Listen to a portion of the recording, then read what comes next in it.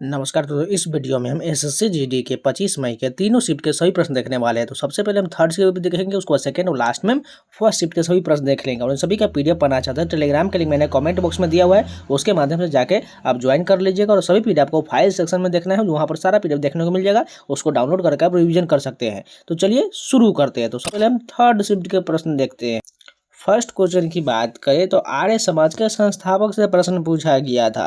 तो बात करें, स्वामी दयानंद सरस्वती आर्य समाज के संस्थापक थे। इसकी स्थापना 10 अप्रैल 1875 को बम्बई में हुआ था।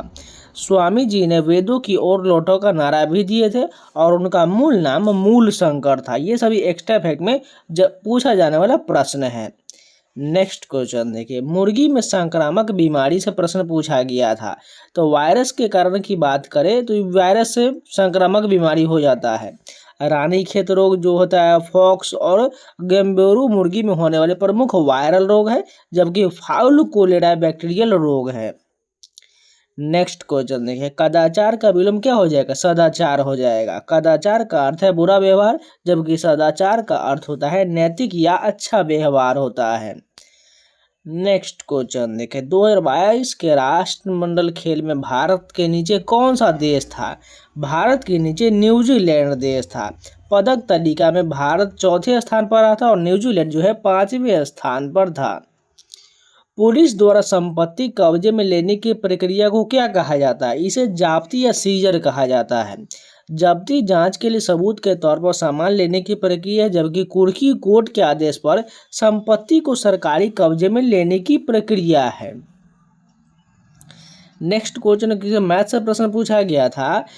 यहाँ पर बचत जो है 24,000 रुपये वेतन में से 1/3 और 1/4 खर्च करने पर बचत कितना हो जाएगा? 10,000 रुपया हो जाएगा। सिंपल है, जैसे आपको देखिए यहाँ पर हम समझाते हैं। तो 24,000 का 1/3 हिस्सा खर्च करने पर 8,000 और वहीं 1/4 हिस्सा खर्च करने पर 6,000 और टोटल कितना हो गया? 8 6 14,000। यानी 24 में से 14,000 खर्च हो गया तो बचा कितना? 10,000 रुपये बचत हो जाएगा। नेक्स्ट क्वेश्चन देखिए, एनसीआरबी के निदेशक पूछा गया तो सितंबर 2024 तक आलोक रंजन एनसीआरबी के निदेशक है। यह 1991 बैच के मध्य प्रदेश कैडर के आईपीएस अधिकारी है और एनसीआरबी का मुख्यालय नई दिल्ली में स्थित है। नेक्स्ट क्वेश्चन देखिए, खुदेर लोकगीत या लोक नृत्य से प्रश्न पूछा गया था। तो यह उत्तराखंड से संबंधित है। खुदेर लोकगीत यह उत्तराखंड के गढ़वाल क्षेत्र के महिलाओं द्वारा किया जाता है, जो विवाहित महिलाओं की अपने मायके की याद को दर्शाता है। नेक्स्ट क्वेश्चन देखें, लार ग्रंथि से प्रश्न पूछा गया था। तो यह अंतःस्रावी ग्रंथि नहीं होगा। लार ग्रंथि एक बहिःस्रावी ग्रंथि है, क्योंकि यह नलिकाओं के माध्यम से स्राव करता है। कानून से भागने वाला व्यक्ति पूछा गया था तो भगोड़ा हो जाएगा। ये जो हिंदी में प्रश्न पूछा गया था, कानून से भागने वाला व्यक्ति भगोड़ा नहीं फिगरेटिव हो जाएगा। घड़ी से रीजनिंग का प्रश्न पूछा गया था। घड़ी का कोण 6:30 पर कितना हो जाएगा? तो ये 15 डिग्री का कोण हो जाएगा। इसका फार्मूला आपको याद रहना चाहिए। सूत्र जो है यहाँ पर आपको क्या करना है, यहाँ पर 30 × घंटा और उसको -11/2 मिनट करना है, जिसे उपयोग करके आप निकाल सकते हैं।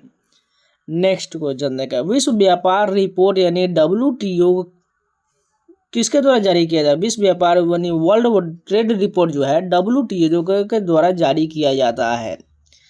नेक्स्ट प्रश्न देखिए, मुंडा विद्रोह जिसे उलगुलान विद्रोह भी कहा जाता है, ये छोटा नागपुर क्षेत्र में यानी रांची में जो है ये शुरू हुआ था और यह 1899 से 1900 के बीच बिरसा मुंडा के नेतृत्व में शुरू हुआ था। तत्कालिक का विलोम पूछा गया था, क्या हो जाएगा? दूरगामी। तत्कालिक का विलोम दूरगामी हो जाएगा। एक और प्रश्न मैथ का पूछा गया था, कार्य क्षमता से प्रश्न। A 100 दिन में, B 20 दिन में, तो C A + B के बराबर समय लेते हैं, तो तीनों मिलकर 25/3 दिनों में इसको पूरा कर लेंगे। जैसे यहाँ पर देखिए, A क्या बोला गया? A 100 दिन में करता है। उसके बाद B बोला गया कितना? 20 दिन में करता है। और C बोला गया दोनों का मिलकर होना चाहिए। तो इसका जो एलसीएम कितना आ जाएगा? 100 ही होगा। ये काम करेगा, कार्य क्षमता 1 हो जाएगा, इसकी कार्य क्षमता 5 हो जाएगा और इन दोनों को कार्य क्षमता बोला गया तो 5 1 6 C का हो जाएगा, तो इसका 6 हो जाएगा। अब तीनों मिलकर तो टोटल कार्य क्षमता जोड़िए 1 5 1 6 6 12 यानी 100/12 हो जाए। इसको काट लेंगे तो 4 से काटेंगे 25 मरते हुए, 4 से काटेंगे 3 पर 25/3 दिनों में तीनों मिलकर कार्य को पूरा कर देगा। अब चलिए सेकेंड शिफ्ट के सभी प्रश्न देखते हैं। फर्स्ट क्वेश्चन देखिए, आशीर्वाद की शुद्ध वर्तनी क्या हो जाएगा? तो आशीर्वाद इस प्रकार से जो है बिल्कुल सही शुद्ध वर्तनी हो जाएगा। नेक्स्ट क्वेश्चन देखिए, राष्ट्रीयकरण की नेशनलाइजेशन का अंग्रेजी शब्द पूछा गया था। तो यहाँ पर नेशनलाइजेशन बिल्कुल यहाँ पर राष्ट्रीयकरण का करेक्ट हो जाएगा। भारत में बैंकों का 12 राष्ट्रीयकरण 1969 में 14 बैंक और 1980 में 6 बैंक हुआ था। इसका अर्थ निजी उद्योग को सरकारी नियंत्रण में लेना होता है। नेक्स्ट क्वेश्चन देखिए, चोर का विलोम शब्द क्या हो जाएगा? साधु करेक्ट हो जाएगा। ये मैंने बहुत हिंदी के प्रश्न कराया हुआ है, आप जाके हिंदी का मैराथन वीडियो आप एसएससी जीडी प्लेलिस्ट में देख सकते हैं। किस मामले में लोकसभा और राज्यसभा की शक्ति समान होता है? संविधान संशोधन विधेयक में लोकसभा और राज्यसभा की शक्ति समान होता है।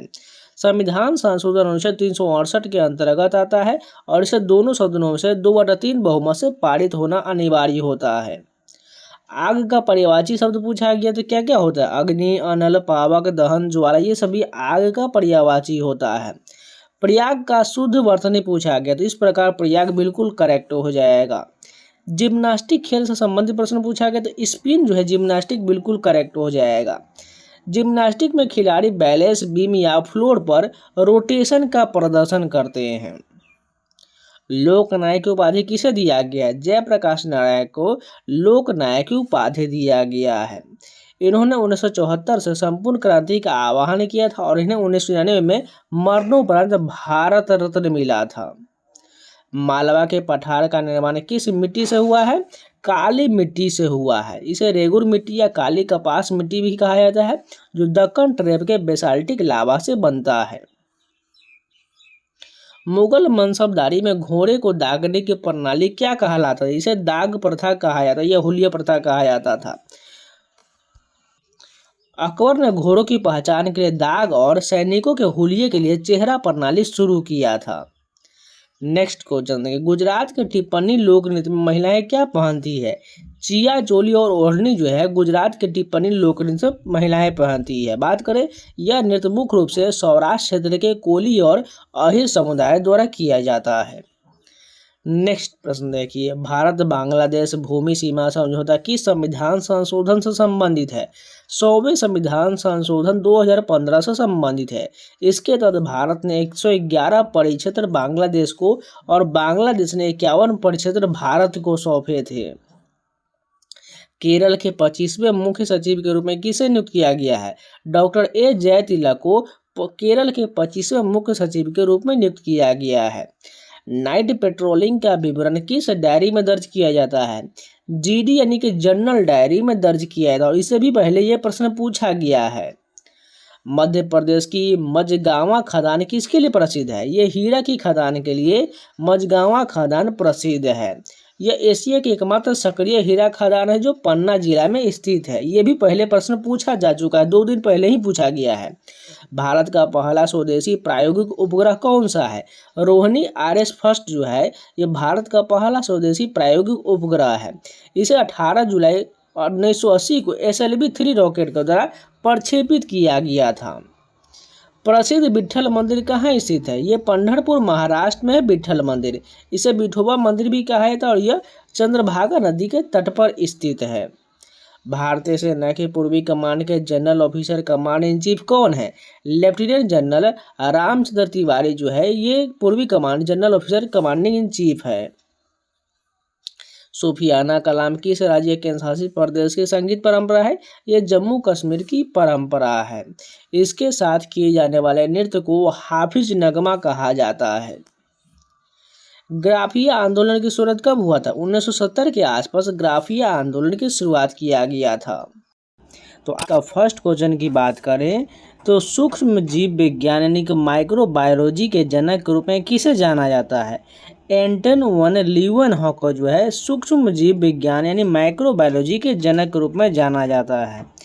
वे एक डच वैज्ञानिक थे। इन्होंने सूक्ष्मदर्शी यानी माइक्रोस्कोप विकसित किया और 1674 में पहली बार सूक्ष्म जीवों की खोज किए थे, जो उन्होंने एनीमिक्यूलस नाम दिया गया था। अब बात करते हैं कुछ इम्पोर्टेंट जीव विज्ञान से संबंधित साइंटिस्ट के जो आपके आने वाले शिफ्ट में पूछा जानेगा। चार्ल्स डार्विन की बात करें तो ये जीवों के विकास के सिद्धांत और प्राकृतिक चयन यानी नेचुरल सिलेक्शन की खोज के लिए चार्ल्स डार्विन को जाना जाता है। ग्रेगर जॉन मेंडल की बात करें तो आनुवांशिकी के जनक के रूप में इनको जाना जाता है और ये मटर के पौधे पर प्रयोग किए थे। जेम्स वाटसन की बात करें और फ्रांसिस क्रिक, ये दोनों ने डीएनए का डबल हेलिक्स मॉडल यानी संरचना की खोज किए थे। अलेक्जेंडर फ्लेमिंग की बात करें, दुनिया की पहली एंटीबायोटिक यानी पेनिसिलिन की खोज के लिए अलेक्जेंडर फ्लेमिंग को जाना जाता है।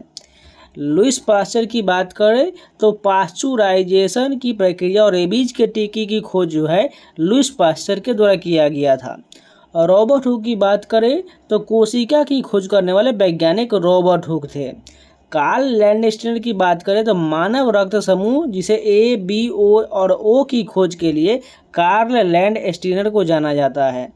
एडवर्ड जेनर की बात करें तो चेचक के टीके की खोज यानी स्मॉल पॉक्स के टीके की खोज एडवर्ड जेनर ने किया था। थियोफ्रेस्टस की बात करें तो वनस्पति विज्ञान के जनक के रूप में थियोफ्रेस्टस को जाना जाता है। नेक्स्ट क्वेश्चन देखिए, भारत में नगर निगम किस मंत्रालय के प्रशासनिक अधिकार क्षेत्र में कार्य करता है? ये आवास और शहरी मामलों के मंत्रालय के अंतर्गत आता है। नगर निगम एक शहरी स्थानीय निकाय है और शहरी स्थानीय सरकार का विषय केंद्र स्तर पर इसी मंत्रालय द्वारा संभाला जाता है। नेक्स्ट क्वेश्चन देखिए, श्रीनगर में प्रसिद्ध शालीमार बाग का निर्माण किसने करवाया था? मुगल सम्राट जहांगीर के द्वारा शालीमार बाग का निर्माण करवाया गया था।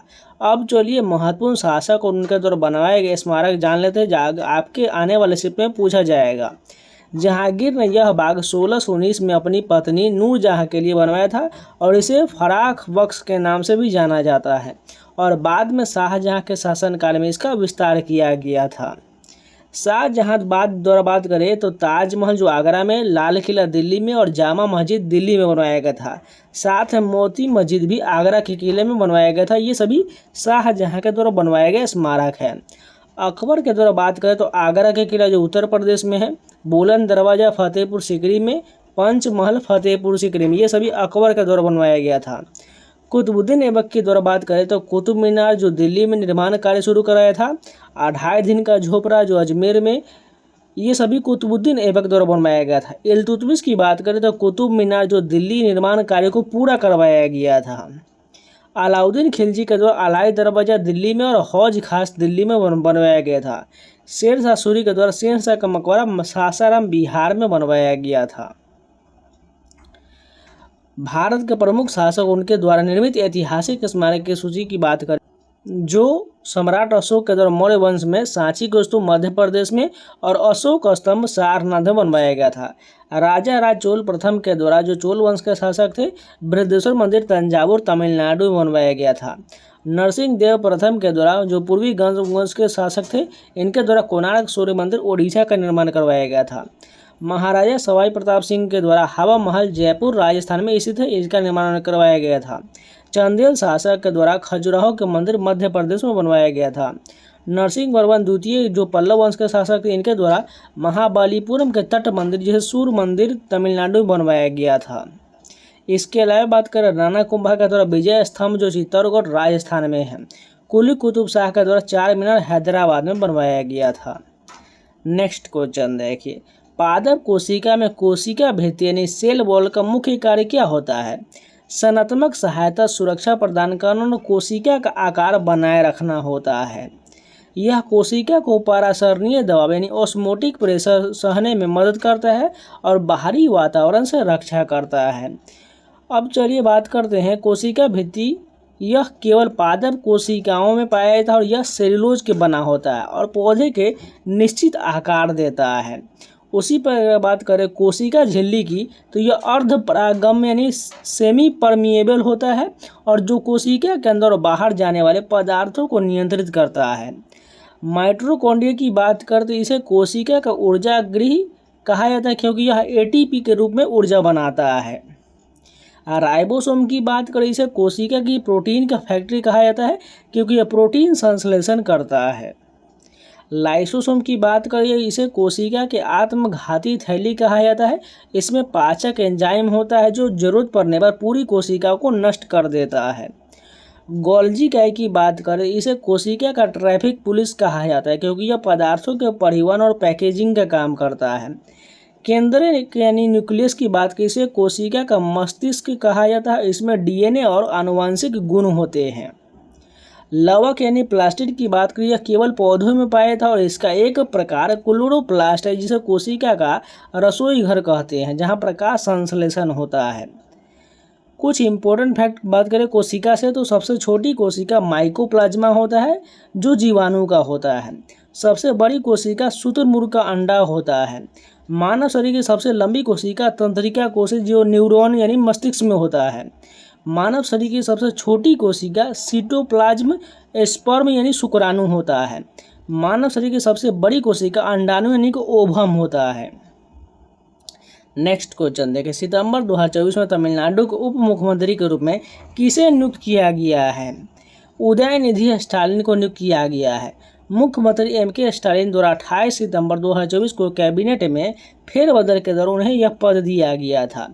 अब चलिए सभी राज्यों के मुख्यमंत्री जान लेते हैं जिसे आपके आने वाले समय में बहुत ज़्यादा पूछा जाए। तो यहाँ पर आपको थोड़ा धुंधला दिख रहा हो, क्वालिटी थोड़ा बढ़ा लीजिएगा। तो सबसे पहले बात कर अरुणाचल प्रदेश के मुख्यमंत्री के, तो पेमा खांडू है। त्रिपुरा के मुख्यमंत्री मणिक साहा है। नागालैंड के मुख्यमंत्री नेफ्यू रियो है। मणिपुर के मुख्यमंत्री युमनाम खेमचंद सिंह है।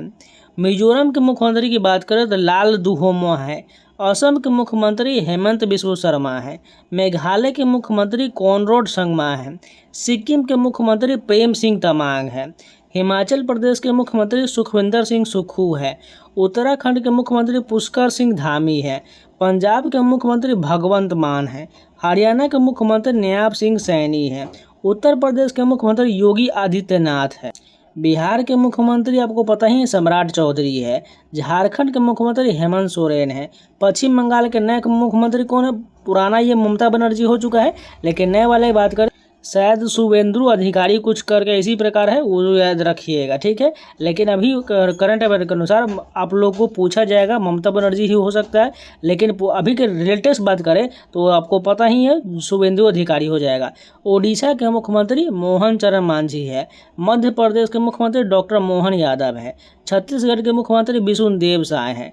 राजस्थान के मुख्यमंत्री भजन लाल शर्मा है। गुजरात के मुख्यमंत्री भूपेंद्र पटेल है। महाराष्ट्र के मुख्यमंत्री देवेंद्र फडणवीस है।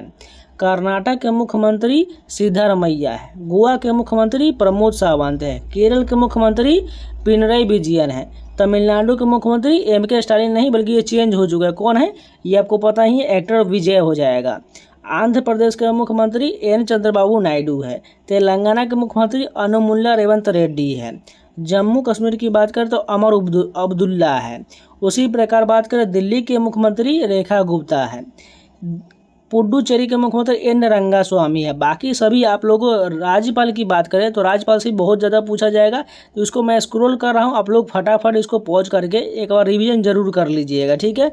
जितने भी राज्यपाल है सभी चेंज हो चुके हैं, इसलिए एक बार जरूर आप लोग पॉज करके रिवीजन कर लीजिएगा। नेक्स्ट क्वेश्चन देखें, मस्तिष्क का कौन सा भाग तर्क करने, योजना बनाने और निर्णय लेने के लिए जिम्मेदार है? प्रीफ्रंटल कॉर्टेक्स हो जाएगा। बात करिए मस्तिष्क के सामने एक हिस्से में स्थित होता है और यह जटिल मानसिक व्यवहार और व्यक्ति को नियंत्रित करता है। अब बात करते हैं मस्तिष्क के कुछ इम्पोर्टेंट कार्य की, तो सेरिब्रम की कार्य की बात करें तो सोचना, याददाश्त, बुद्धिमत्ता और तर्क शक्ति का कार्य होता है। हाइपोथैलेमस की बात करें तो भूख, प्यास, शरीर के तापमान, गुस्सा, प्यार हाइपोथैलेमस के द्वारा नियंत्रित होता है।